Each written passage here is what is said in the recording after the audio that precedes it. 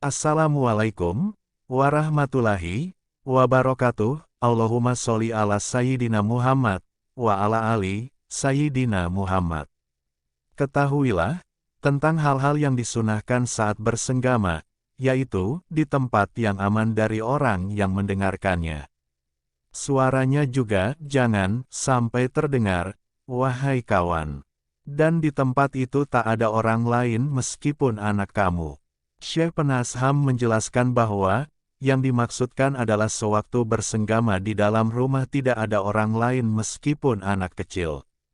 Pengarang kitab Al-Madkhal berkata, orang-orang yang hendak bersenggama dengan istrinya hendaknya mengikuti tuntunan, aturan-aturan, bersenggama yang sudah dijelaskan. Yakni dilakukan di dalam rumah yang tidak ada orang lain, kecuali istri atau hamba sahayanya sendiri.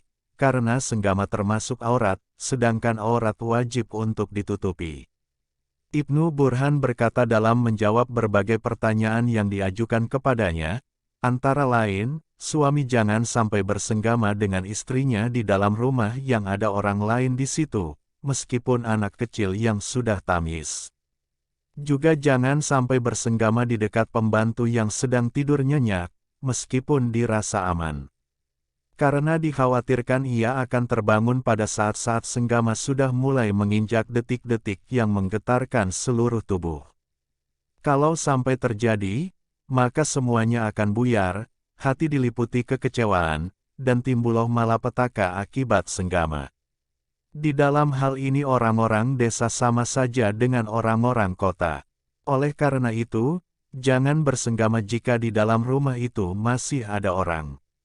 Pendapat tersebut sama dengan pendapat yang termaktub dalam kitab At-Taudih dan As-Syamil.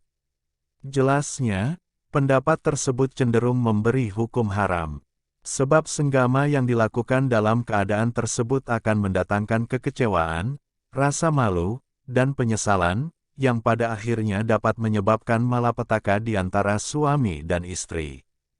Oleh karena itu, Imam Khattab dan Imam Jazuli berkata, tidak akan berhasil bersenggama di tempat yang ada orang lainnya.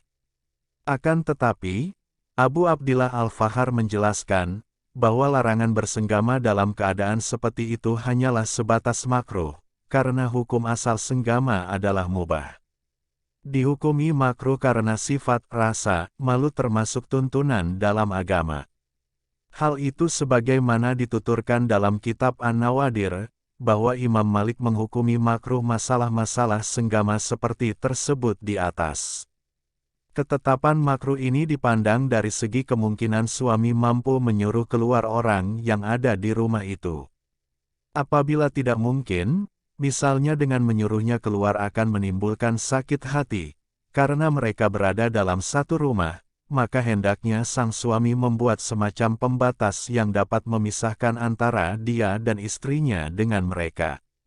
Pembatas tersebut dibuat sedemikian rupa, agar dapat menimbulkan rasa aman dalam melakukan senggama. Di samping itu, perlu diingat, orang yang bersenggama terutama saat menjelang ejakulasi biasanya suara rintihannya terdengar nyaring tanpa sengaja, karena kebesaran nikmat yang diberikan Allah Subhanahu wa Ta'ala. Dalam hal ini Syekh Penasham mengingatkan dalam nashamnya sebagai berikut. Boleh bersenggama dengan menggunakan pembatas yang tebal, hai pemuda, bagi orang yang tinggal serumah bersama mereka. Syekh Ibnu Arafah berkata, jangan bersenggama sementara di dalam rumah ada orang lain yang sedang tidur, selain tamu dan kawan kecuali bagi orang-orang yang berkecukupan.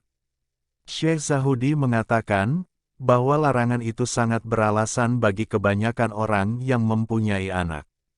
Jika senggama terpaksa harus dilakukan, tiba-tiba sewaktu ejakulasi akan berlangsung sebagaimana mestinya si kecil terbangun, maka sang istri akan dan harus menghadapi dua kebutuhan yang sama-sama kuat, yaitu kebutuhan untuk melakukan ejakulasi secara bersamaan dengan sang suami dan keharusan meredakan tangis si kecil.